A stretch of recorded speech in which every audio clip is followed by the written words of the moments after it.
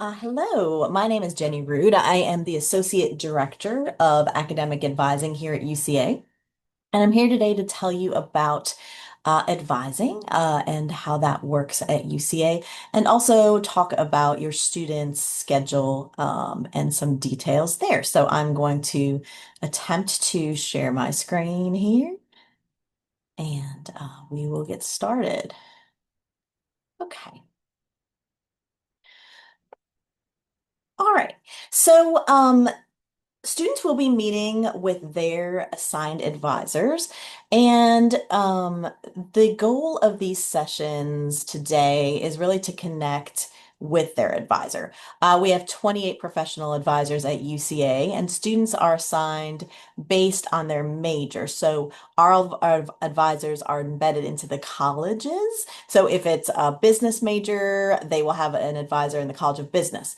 What's great about this is that the advisors are very connected to their faculty. They attend faculty meetings, and they're also able to help students with things like research, getting connected with faculty mentors, internship opportunities, and things like that. And so a student will actually be with the same advisor for all 4 years unless they change their major. So these are really the experts in their particular course of study. They'll also learn a little bit about advising. We are a team, like I said, of 28 advisors, and everyone has their specialty. Mine, for instance, is I work with the honors college students, and I also work with theater majors. And so every student will be assigned based on their program of study. We do have an advisor who works with undeclared students as well, whose focus is really on helping the students to discover perhaps what they want to major in. But we are very much a collaborative relationship where we work with the students to define their goals. What do they want to do here at UCA? Do they want to study abroad? What are their long-term goals? What kind of work do they want to do? And talk about all those things. We'll also, of course, be helping them with what classes they will need to take semester by semester. But our main focus is, what do they want to do and kind of be a safe space for them to explore different options. I also always tell my students that they could consider me their motherboard here at the university. If I don't know the answer, then I can certainly get them connected to who could answer that question here at UCA. Talk to them about the different components of their degree. What are the things that go into their bachelor's degree? They will receive a copy of their schedule today. This can absolutely be changed, so they just need to reach out to their advisor to talk it through, and show them how to navigate some of our tools.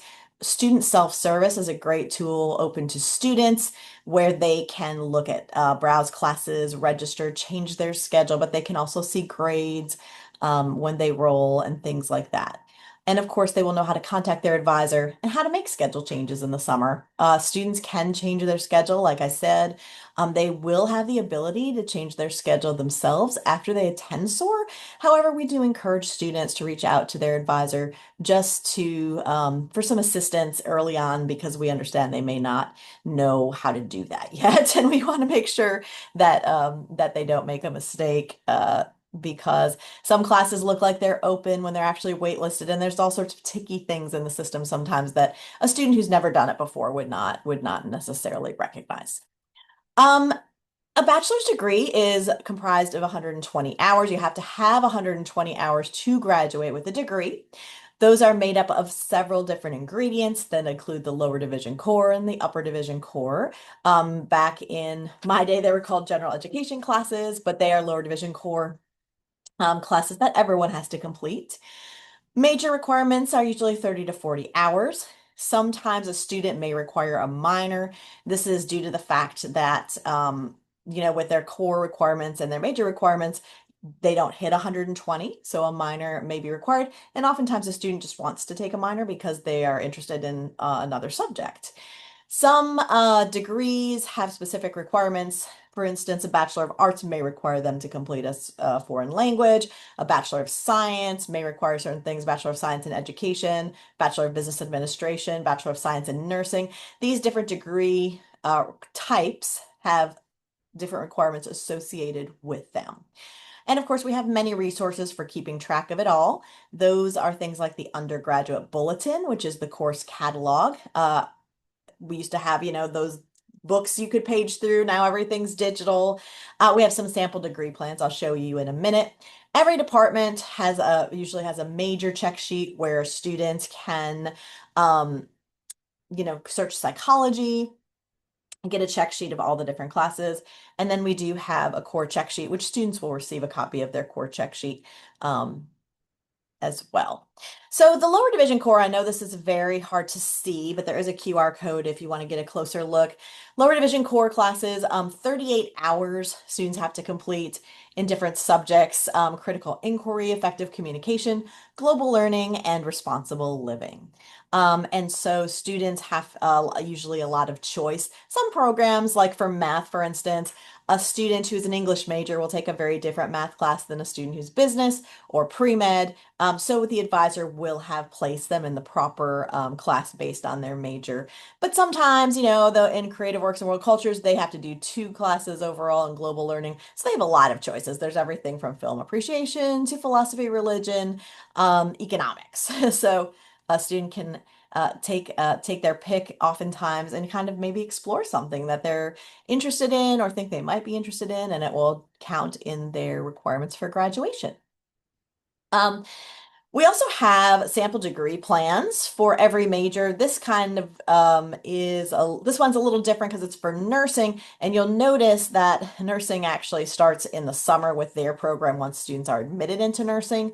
But it will give you a good idea semester by semester of what a student should be in to keep on track. And advisors follow these pretty closely because they come from the departments who want students to sequence in a particular way. So you can see in the fall, a student would take, who is a nursing student, would take Anatomy 1, math for health sciences, writing, psychology, and a first year seminar or lower division core class. Those are all things that are worked into the core. And of course, if a student had concurrent or AP credit for these classes, then an advisor would just choose another class that would count. But it's helpful. I have students print them out and kind of mark them as they go along so they can see their progress towards degree. There's a QR code there as well if you want to take a picture of that. Okay. Credit policies. Most students come in with some kind of credit for AP or concurrent credit. Sometimes their transfer students would come in with transfer credit. And IB or International Baccalaureate credit, that's a little more rare. But essentially for concurrent and AP credit, concurrent credit is college credit. A student took a class in high school, but through Pulaski Tech, for instance.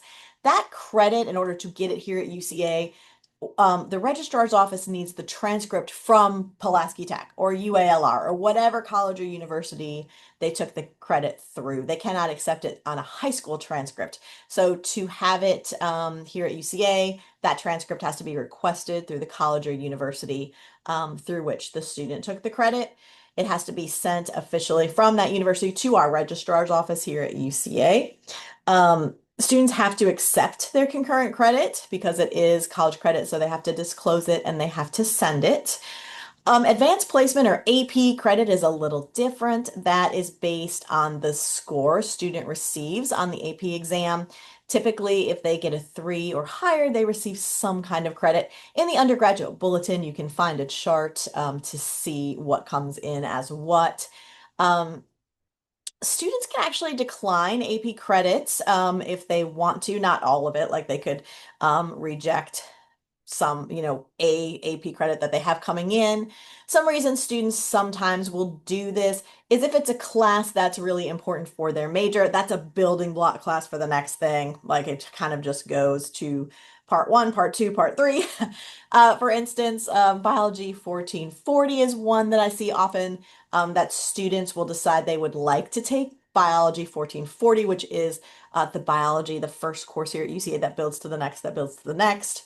Um, Students do not have to do that, but that would be something, sometimes students don't want to go right into Cal 3 here at UCA, and they'll take a step back and say, maybe I should take Cal 2. If students are concerned, they can talk to their advisor about it, but they do have that option with AP credit. We do need that credit to be received and disclosed before Welcome Week in August. I should mention the AP scores come from the College Board. So collegeboard.com, a student just logs in and requests that officially be sent here to UCA.